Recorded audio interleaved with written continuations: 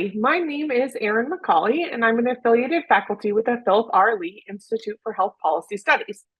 I'm also an assistant professor in the Department of Social and Behavioral Sciences in the School of Nursing.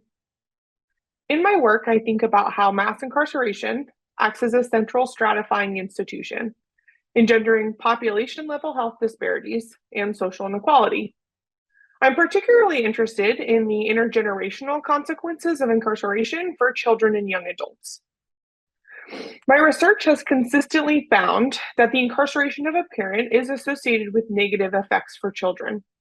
And in thinking through why this happens, much of the existing literature has focused on the individual consequences of incarceration for children, finding that being separated from a parent can cause trauma, which shapes their performance and behavior in terms of things like education, health, and well-being.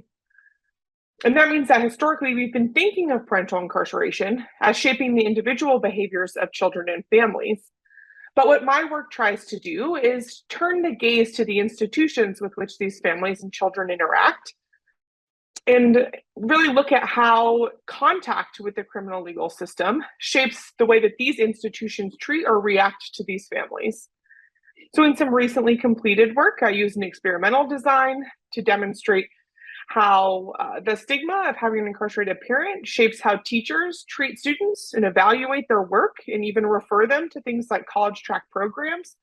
And in my next project, which I'm in the pilot phase of, thanks to a grant from the School of Nursing, I'm turning to the healthcare system to see how the stigma of having contact with the criminal legal system may engender differential treatment in that context as well.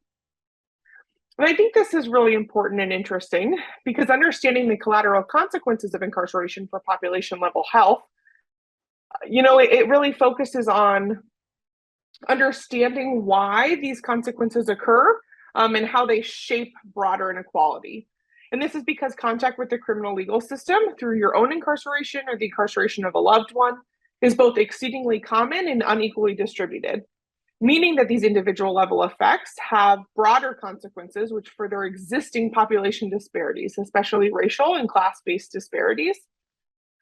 And unfortunately, the research shows that incarceration and familiar incarceration is in fact health harming.